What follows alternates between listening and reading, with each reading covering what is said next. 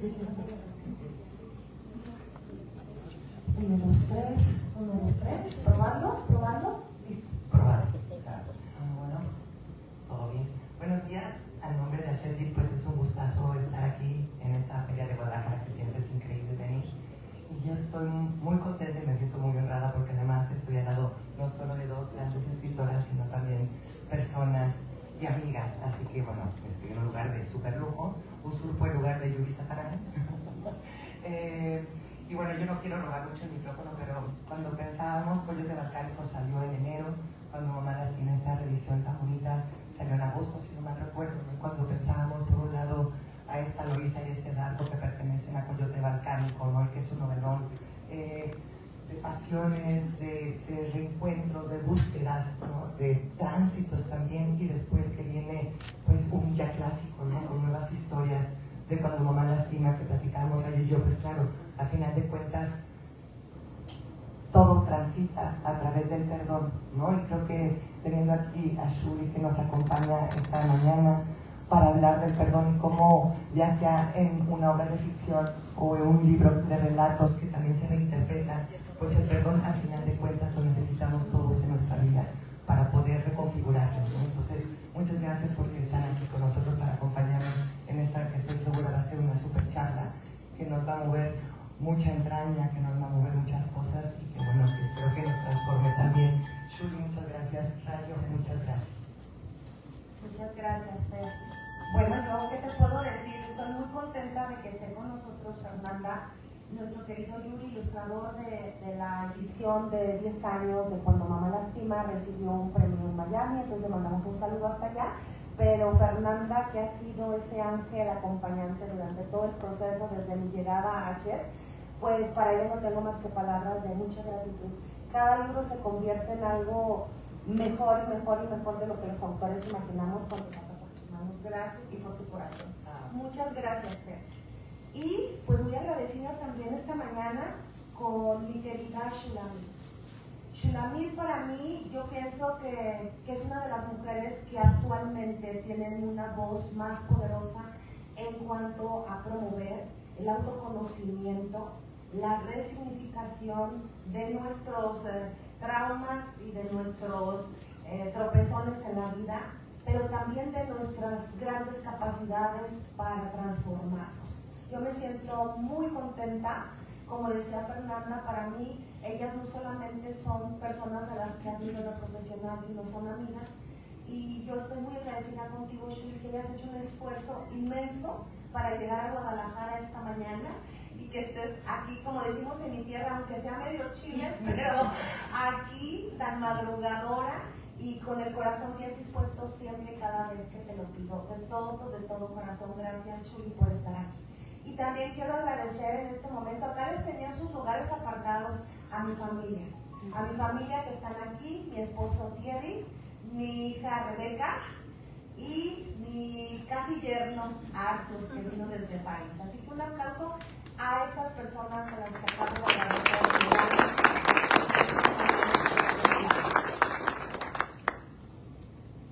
Bueno, pues me arranco diciendo que para mí es un honor presentar un libro que me hace tanto sentido y que realmente me atravesó la vida. Como terapeuta multigeneracional, creo que gran parte del problema que tenemos es que no sanamos con nuestras generaciones.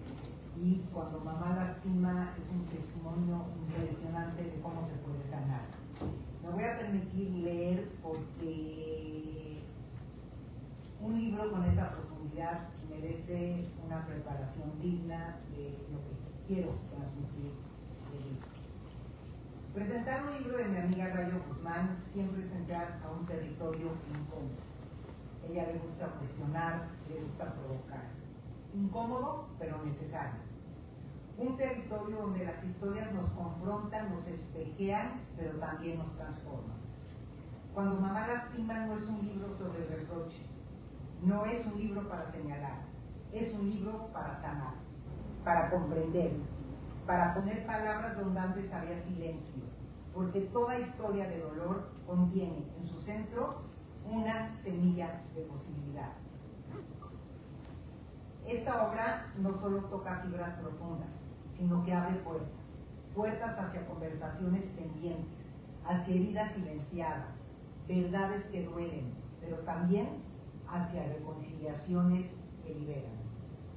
Hay muchos libros sobre maternidad, maternidad idealizada. Pocos se atreven a hablar de la maternidad imperfecta, de las grietas, del miedo, del abandono, del desamor, de la comparación, de la indiferencia y del daño que también puede venir del lugar donde supuestamente debería haber mayor refugio. Este libro hace lo que pocos se atreven, humaniza a la madre, sin justificarlo, honra al hijo sin infantilizarlo y permite que ambos, aún desde la distancia, el enojo, la pérdida, puedan comenzar a dialogar desde otro lugar. Si tuviera que resumir su esencia, diría esto: no todas las heridas vienen de enemigos externos, muchas vienen de quienes más amamos. Y aún así, en estas páginas siempre hay un camino hacia adelante. Es por todo esto que este libro también tocó mis fibras más sensibles, como hija, como madre, como abuela, pero sobre todo como mujer y psicoterapeuta especializada en pareja, familia y trauma, porque a lo largo de 40 años he tenido frente a mí muchas historias parecidas a las que tú narras. Esta magnífica obra enseña cómo el camino del reencuentro, de reparar y resignificar, hace que la historia y tu destino pueda cambiar. Porque romper con creencias e historias que se transmiten y se transmiten a través de las generaciones no es rechazar nuestra historia, sino darle otro significado. Y aprendí que sanar requiere de conciencia, valentía y autocompasión. En muchas de estas historias aparece una verdad que quienes trabajamos con trauma conocemos bien. El trauma no es lo que pasó, es lo que dejó atrapado adentro de nosotros. El trauma se vuelve silencio, vergüenza, culpa, repeticiones, se vuelve rigidez, insensibilidad, control, adicciones, se vuelve el niño interno que sigue esperando algo que no llegó. Este libro revela las múltiples formas en las que la maternidad también puede traumatizar, por abuso, por negligencia, por sobreprotección, por abandono emocional, por incoherencia afectiva, por violencia invisible, pero también muestra algo profundamente liberador. Cuando la palabra aparece, el trauma empieza a moverse.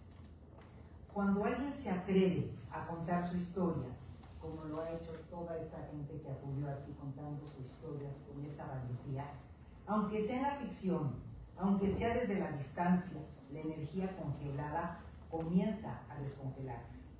Este libro es una colección de historias narradas desde la voz del hijo herido, pero también desde el adulto que lo puede mirar. Y ahí ocurre algo esencial en el tratamiento de lo que hoy conocemos como trauma: la integración. El paso del caos al sentido, del dolor al significado, del impacto al entendimiento. Y cuando el trauma se entiende, deja de dirigir nuestras vidas y nuestras sombras. Empieza a tener forma, palabra, historia, y cuando tiene forma y tiene voz, es cuando puede transformarse. Quiero invitarles a recorrer conmigo muy poquitos y rapidísimos pasajes emocionales que este libro marcó mi vida. En Desde el Abismo, acompañamos a un hombre de 72 años que ha vivido toda una vida sin escuchar una vez un te amo de su madre. Ella, rígida y endurecida por su propia historia, nunca pudo mostrar amor. Y él, al final del camino, comprende que hay palabras que nunca llegan, pero aún así pueden resignificarse desde adentro. Decadente nos muestra una madre talentosa que se pierde en las adicciones mientras una nana cría hijo. Ella, adulto, solo puede perdonar al comprender el dolor que atravesó su madre. Es un capítulo que nos enseña que conocer el origen del sufrimiento no borra la herida, pero sí abre camino a la compasión. En Injusta, escuchamos la voz de la hija de en medio, la nunca suficiente, la siempre comparada, ese capítulo es un espejo para todos quienes crecieron sintiendo que su valor tenían que ganarlo a pulso. En Baño de Pureza, los hijos de una madre aparentemente perfecta descubren tras su muerte cartas que muestran que esa perfección no existía. Y es en esa revelación donde ellos pueden finalmente descansar. Finalmente, otro que me encantó, Los límites del amor, cierra el libro con un rayo de luz. Como esta mujer, un rayo. Una madre que admite sus errores y una hija que aprende que poner límites no es dejar de amar, es salvarse a sí misma, es amar desde un lugar sano, es entender que perdonar también puede ser un acto de amor propio. Si tuviera que condensar este libro en una frase sería esta: el amor maternal no siempre salva, pero la verdad sí lo hace. La verdad nombra, ordena, libera y nos permite mirar lo que duele sin negarlo. Este libro nos recuerda que no todos crecieron con una madre perfecta ni con una madre disponible, que no todas las madres supieron amar como querían y que no todos los hijos lograron sanar a tiempo. Pero también nos recuerda algo esencial: la historia que recibimos no es la historia que necesariamente tenemos que repetir.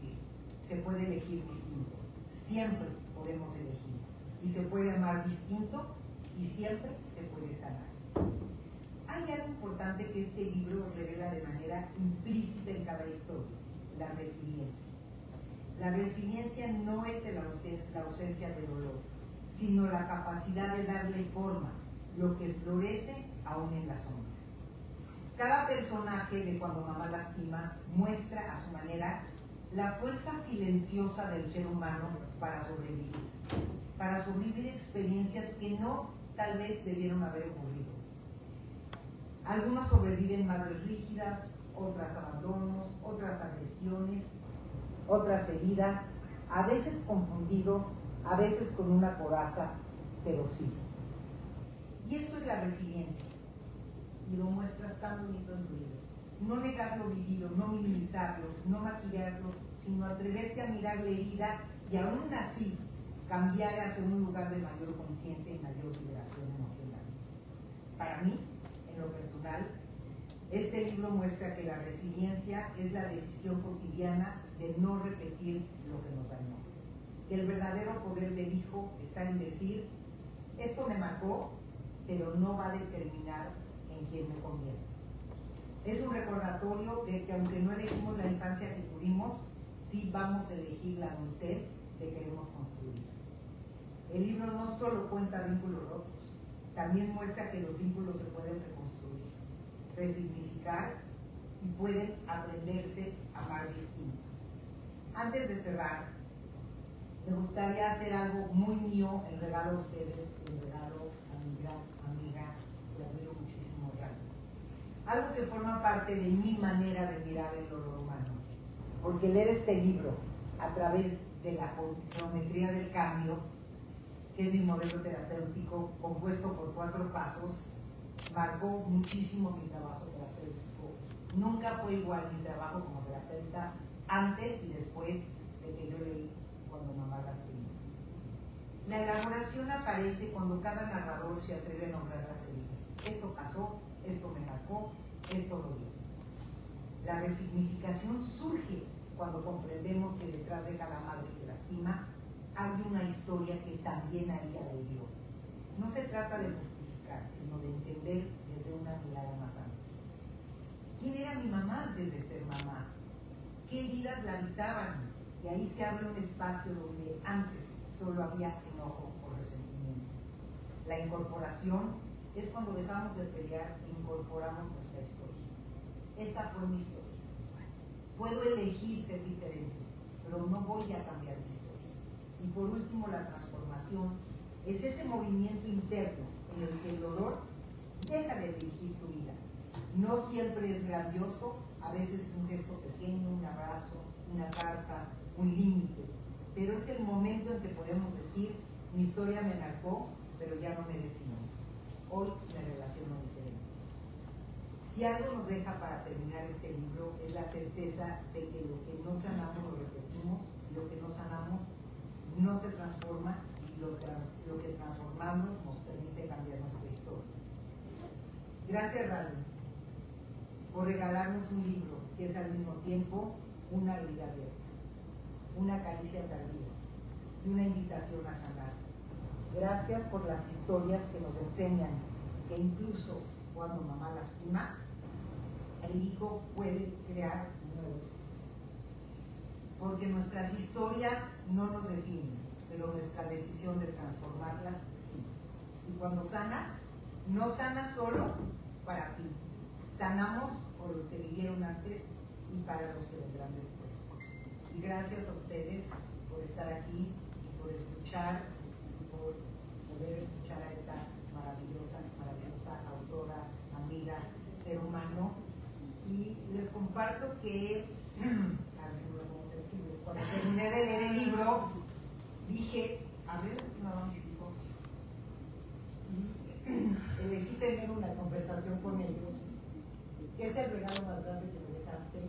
En un café les dije, díganmelo, es el momento, y si hay algo, reparemos. Y no es que habían grandes cosas, pero fue para mí un regalo poderme sentar enfrente de mis hijos y decirles, todas las madres hacemos lo mejor que podemos con los recursos que tenemos. Ojalá hoy, con la sabiduría que tengo, pude haber sido una madre distinta, pero hice lo que pude con quien era en ese momento. Y fue una sanación, una transformación de mi relación con mis hijos y realmente una terapeuta como yo, sólida, con muchas especialidades, lo que me hizo dar este paso no fue mi conocimiento, fue tu amor.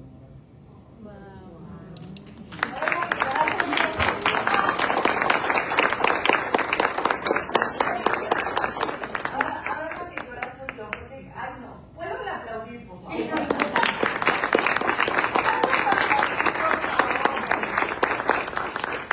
Ay, estoy tan agradecida con este libro y lo he dicho, es un gozo que un libro viva tanto tiempo. Es un gozo que sientas, porque eso siento, que me voy a morir primero que mi libro. Y creo que fui muy valiente, y lo digo como una autoafirmación, porque también hay que atrevernos a decir lo que sentimos que hacemos bien. Al defender hace 10 años su publicación, cuando me decían, vas a tocar un tema que es intocable, vas a tocar la figura de la madre, hay mucha resistencia en lo psicosocial, en lo cultural, y le decían, no, es que yo siento que he lastimado a mi hija y mi mamá me lastimó a mí, yo tengo que decir que no somos perfectas, que no lo sabemos todo, que se nos caen las pelotas como malabaristas entrenados todos los días y ya nos creemos aviondas y que de repente toman.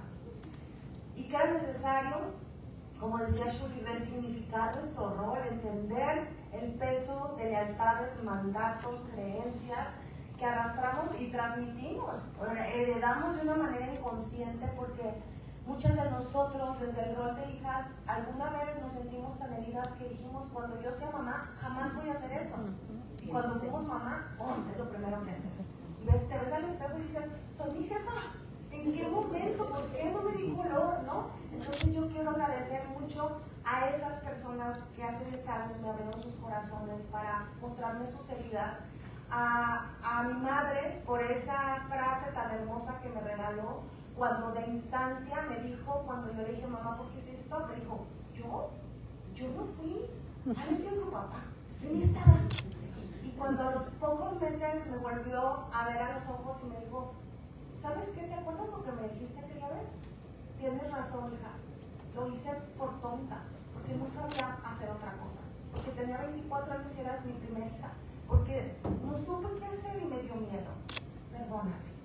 Y creo que también con Rebeca, que está aquí presente, que bueno, me saben que es mi tesoro, he tenido el valor de decirle perdóname, porque repetí exactamente cosas que habían hecho conmigo, y yo espero de corazón profundamente que ella invente una nueva herencia emocional, que no sienta culpa de dejar de hacer lo que yo hice por ella, bien o mal, sino que busque sus propias maneras de ser, de existir y de realizar todo lo que quiera ella realizar en la vida. Agradezco a todos aquellos lectores que me han acompañado estos 10 años, a Cher por hacer, convertir en su hogar de cuando mamá lastima a este sello, por confiar en estas historias, y a los que siguen enviándonos sus historias cada día, porque hoy estamos escribiendo de cuando los hijos lastiman, ¿ok? Para cerrar la trilogía de cuando mamá lastima, cuando papá lastima, y cuando los hijos lastiman. Ahí vamos a escuchar las voces de nosotras y de los padres también, ¿no? Entonces, si tienen alguna, por Instagram pueden hacérmela llegar. Les prometo cambiarles el nombre, como Iván Sebastián. Y además quiero decirles que aquí se eslabona el siguiente libro del que le voy a pedir a Fer que hable un poquito, que es Coyote Balcánico. Y que también Shuli ya lo leyó, y que también ahorita, para hacerlo como de rayo y que tengamos tiempo para que tengan algunas preguntas que aquí está Shuli, no las aprovechen, si yo les puedo servir un algo también. Y quiero decirles que hace 10 años, precisamente cuando yo hice la pregunta ¿qué hizo tu mamá que te lastima en redes sociales? Y que empezaron a llegarme tupidas las respuestas de parientes, amigos, enemigos y desconocidos, y que dije aquí hay una necesidad. Al mismo tiempo apareció una amiga muy querida a la que le mando un abrazo inmenso, que se llama Oli. Y como la dejé de ver mucho tiempo, le dije, ¿dónde estabas? ¿Qué me pasó contigo? Y ¡zas! Que me avienta una historia que me quedé. Dije, no, yo tengo que escribir esto en una novela, porque saben que me gusta mucho moverme de lo literario a la no ficción, y me gusta mucho jugar con lo que estoy escribiendo, como que no estoy casada con una línea. Y empezó una aventura literaria que me costó 10 años aterrizarla. Después de 10 años terminamos Coyote Balcánico. Una novela que tiene 3 narrativas que se ha ido nutriendo a lo largo de estos 10 años que duró el aterrizar la historia, con todos los libros que a la par yo iba escribiendo, entre ellos Cuando mamá lastima, Cuando papá lastima, Desde que abrí los ojos, La vida después de mi ex, Tu princesa ilusa, Regalos para toda ocasión. Y mientras yo iba escribiendo otros libros, estaba en Coyote, que nunca cambió de nombre. Desde el día 1 yo tenía en la mente Coyote, como el animal de México, de nuestra parte, que tiene muchas connotaciones. Tenemos hasta ciudades que hacen homenaje a este animal tan nuestro. Y obviamente que me llevó un arrastro hacia los Balcanes. Tengo muy presente que esa primera vez que yo quise ir a Serbia para hacer el regreso, el retorno de alguna manera la inversa de lo que vivió mi amiga, y poder ir reconstruyendo, conociendo a los personajes reales, hacer la investigación, conocer la cultura serbia, la gastronomía, todo. Recuerdo que esa primera vez, la de la agencia de viajes me dijo, ¿y a qué va a Serbia? ¿Me va a pasar algo? Y luego me dijo mi esposo, no, nosotros vamos contigo, ¿cómo vas a ir sola?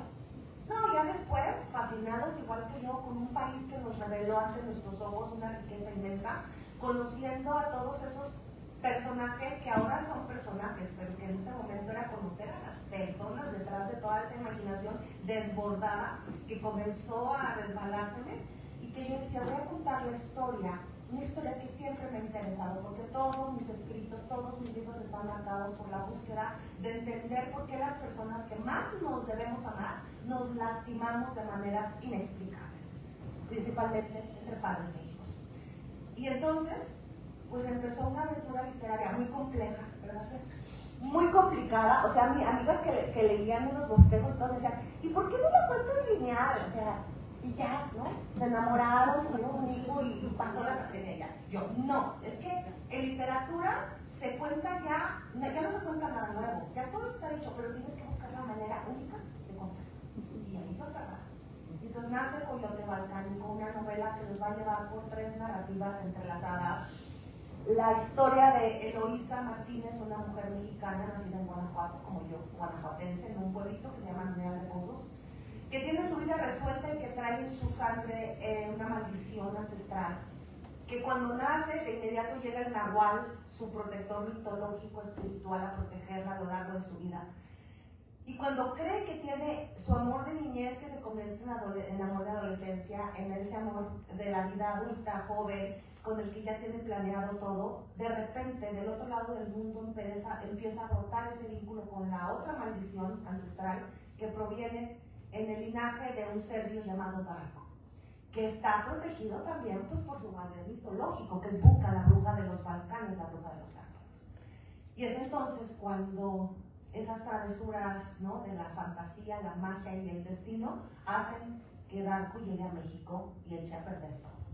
Y que lo hice esté como muchas de nosotras no se hagan, viendo todas las banderas rojas, pero todas. Y ahí vas, ¿no? Ahí vas. Pero es que, míralo, es sapo, es verde, le salió el chaco, no, es príncipe, es guapísimo. Y empieza una historia intrépida de una pasión desbordada, de una pasión inexplicable que viene a hacer cambios abruptos en las vidas de ambos. Después viene la segunda línea narrativa, que es algo que a mí me gusta mucho porque quise rescatar el español de nuestros abuelos, las palabras de mi abuela de campo en rebozada, que salía en la mañana a buscar el atole de maíz, a poner el nixtamal, a mirar el horizonte de Guanajuato. Y creo un lugar que se llama El Vato, a donde se van todos los personajes que van falleciendo. Y que desde allá pueden observar a sus vivos, darles ideas y hacerles trampas, ¿no? Y son los únicos que van a ver las batallas que enfrentan allá en ese cosmos, el Nahual contra la Buca, la bruja de los Cárpatos. Cada vez que los seres mitológicos se enfrentan, algo sucede abajo. Y la última y tercera línea narrativa, que les digo rapidísimo por el tiempo, que es cuando nace nuestro coyote balcánico, Zoran, el hijo de ambos. Ese muchacho que trae su sangre chichimeca mezclada con la sangre eslava de su padre, que va a vivir una tragedia insólita con sus papás cuando es pequeño. Un dolor muy profundo, esas heridas crónicas de las que hablaba Shuli, de las que habla cuando mamá lastima, ¿sí? Y que muchos años después, cuando ya es mayorcito, yo su mamá le dice: ¿a dónde vas? A los Balcanes. ¿Pero por qué, hijo? Porque voy a buscar a mi padre y voy a enfrentarlo y de frente preguntarle: ¿por qué me abandonaste? Y empieza una saga maravillosa, ese llamado viaje del héroe que vive Zoran. Cada personaje tiene su mejor amigo, que van a ser personajes entrañables, porque me gusta hablar de la amistad, de la lealtad, del linaje, del honrar a nuestras memorias, a nuestros antepasados, y que de alguna manera al enlazar esas tres narrativas es un reto literariamente complicado, pero creo que vale la pena. Así que van a encontrar el coyote balcánico. Esto le tocaba decirlo a Yuri, pero pues bueno, le mandamos un beso, porque también debo decirles que ilustró de una manera maravillosa el libro de Cuando mamá lastima, y se lo quiero agradecer infinitamente también. Y Coyote Balcánico creo que engloba todo ese interés como autora que tengo de rascarle a la búsqueda del perdón, de la reconciliación, del conflicto entre los seres humanos, que deberíamos llamarnos más profundamente que sin querer, o por repetir muchas cosas que traemos en nuestras memorias y en nuestras herencias emocionales, esa herencia invisible, como le llama Julie, pues dañamos sin querer. Así que los invito y ahorita les doy la palabra.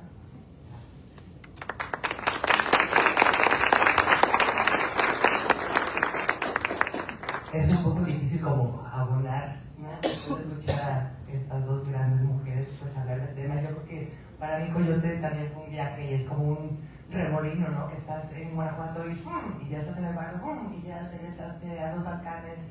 Que los invito a leer porque yo creo que es muy, muy disfrutable, y sí, sus temas están ahí, ¿no? En estas distintas líneas vamos a encontrar la búsqueda también que tiene Rayo, ¿no? En su persona. Y creo que yo me quedaría siempre en el barco, ¿no? La verdad que el barco se la pasa en bomba, entonces cuando lo lean ya me contarán qué piensan del barco. Y bueno, creo que yo de cuando mamá lastima, mejor me callo y mejor deseo a ustedes el micrófono para que tengan preguntas.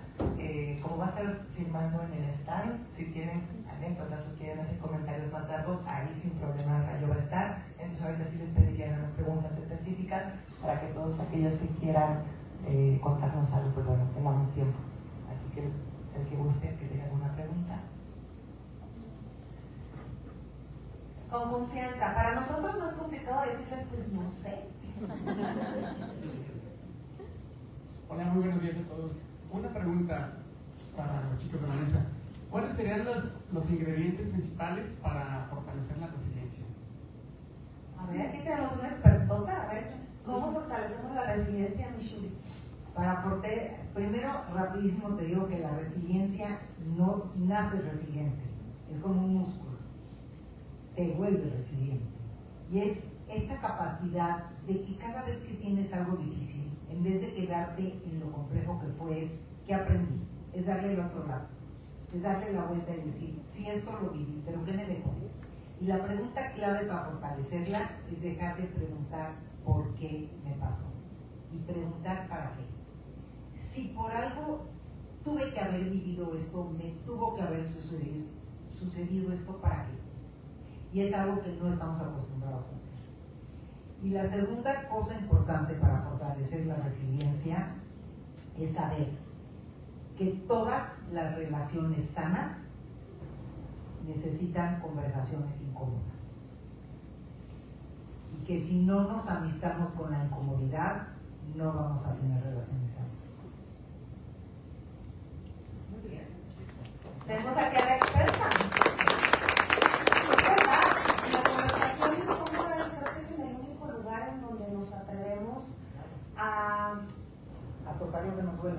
Sí, a tocar lo que nos duele y a interesarnos en saber qué hacemos con eso y no dejarnos más como los que traen el zapato una piedra y nomás mueven el zapato y siguen caminando. No, quitamos el zapato, sacar la piedra y terminamos.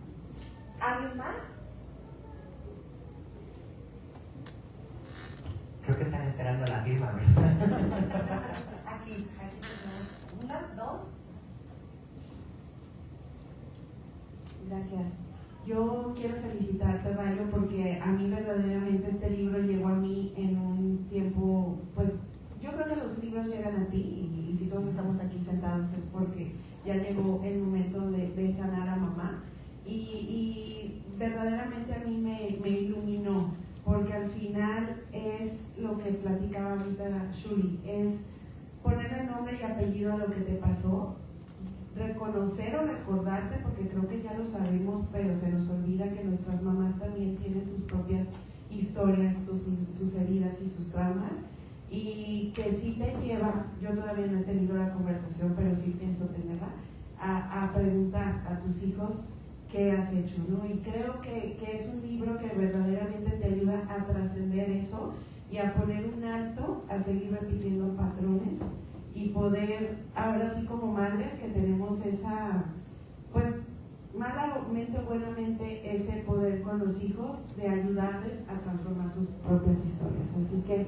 muchas gracias por ello, por atreverte a romper ese tabú y que este libro se haga inmortal.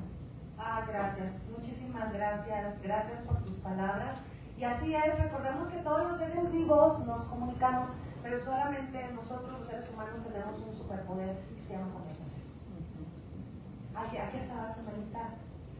Ahorita nos regalan una foto todos con Shuri y yo enfrente. Si quieren el equipo de Ashet ya suspendemos la transmisión.